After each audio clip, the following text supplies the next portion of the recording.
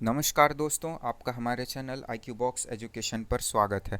आज के इस वीडियो में हम जानेंगे श्रीलंका में जो चुनाव हुए हैं और उसमें महिंद्र राजापक्सा जी को 2/3 बहुमत मिली है। इससे भारत पर किस तरह से टेंशन और दबाव बढ़ रहा है और ये भी डिस्कस करेंगे कि भारत में किस तरह की दो मानसिकताएं पनप रही हैं महिंद्र राजापक्सा जी को लेकर। लेकिन इससे पहले यदि आपने हमारे चैनल को सब्सक्राइब नहीं किया है तो सब्सक्राइब का लाल बटन दबाकर बेल आइकन दबाइए और वीडियो को लाइक करके शेयर जरूर करिए।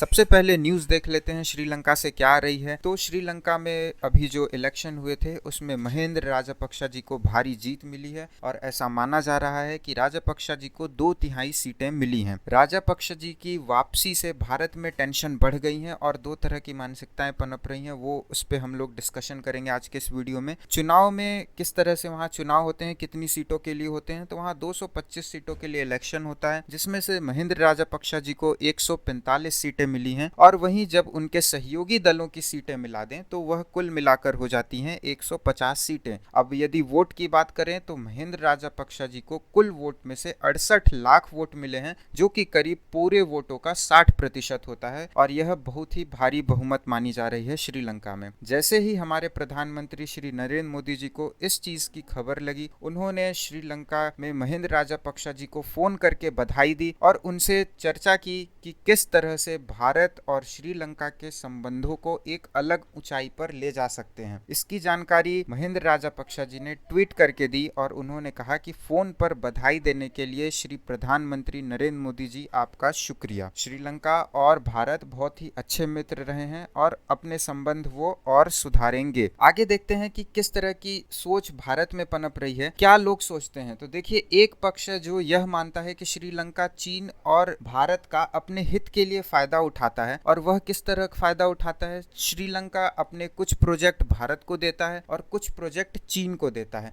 वहीं महिंद्र राजापक्सा जी चाहेंगे कि भारत के साथ अच्छे संबंध बनाकर रखें ताकि चीन का ज्यादा असर ना पड़े श्रीलंका में भी, नहीं तो हम्बनटोटा पोर्ट वाली हालत फिर से श्रीलंका में हो सकती है। अब यही लोग और सोच रहे हैं कि राजापक्सा जी की नीति कुछ इस तरह है कि चीन के साथ अच्छे संबंध रखते हुए भारत के साथ रिश्ते ना बिगाड़े जाएं। अब श्रीलंका भारत के साथ अच्छे संबंध क्यों रखना चाहता है, क्योंकि भारत श्रीलंका का सबसे बड़ा पड़ोसी देश है और यदि भारत के साथ संबंध खराब होते हैं तो चीन को बहुत ज्यादा भविष्य में नुकसान झेलना पड़ सकता है। और दूसरा सबसे बड़ा कारण यह भी है कि श्रीलंका का जो सिन्हला समाज है, वहाँ के संबंध तमिल समुदाय के लोगों से बहुत ही अच्छे हैं और वह बिल्कुल भी नहीं चाहते कि भारत के तमिल लोगों से उनकी लड़ाई हो और उनके संबंध खराब हो। इस वजह से भी राजापक्सा जी पर प्रेशर बनता है। अब भारत राजापक्सा जी से यह चाहता है कि वह श्रीलंका में सैन्य गतिविधियों को बढ़ावा ना देने दे, नहीं तो भारत की चिंताएं और बढ़ जाएंगी। अब दूसरा पक्ष जो महिंद्र राजापक्सा जी के बारे में यह सोचता है कि राजापक्सा जी का पिछला रिकॉर्ड बहुत ही प्रो चीन रहा है, जिसकी वजह से श्रीलंका में बहुत सारे ऐसे निवेश हुए हैं जो कि चाइना की तरफ से हुए हैं और चाइना ने उनको अपने डेब्ट ट्रैप में फंसाने की कोशिश की है। इसके बारे में आगे देखते हैं कि महिंद्र राजापक्सा जी ने चाइना के साथ बहुत सारे समझौते किए और उनको बहुत सारी इन्वेस्टमेंट करने की छूट दी। एक्चुअल में वह इन्वेस्टमेंट नहीं होती, वह एक तरह का कर्ज होता है। बहुत सारे देश ऐसे भी मानते हैं कि यह कर्ज श्रीलंका को चाइना के डेब्ट ट्रैप में फंसाने की कोशिश है। डेब्ट ट्रैप के बारे में बता दूं, चाइना किसी छोटे देश को बहुत ज्यादा लोन देता है, जब वह देश लोन नहीं चुका पाता तो उनकी जमीन हथिया लेता है। यही हुआ था वर्ष 2017 में, जब राजापक्सा जी चीन को लोन नहीं चुका पाए तो उन्होंने अपना हम्बनटोटा पोर्ट श्रीलंका ने चीन को 99 वर्षों के लिए लीज पर दे दिया। इसकी वजह से भारत में बहुत ज्यादा टेंशन बढ़ गई और यह बंदरगाह भारत के बहुत नजदीक है। अब राजापक्सा जी पे बहुत सारे भ्रष्टाचार के भी आरोप लगाए जाते हैं, लेकिन अब जो भी हो वह चुनाव जीत गए हैं और उन्होंने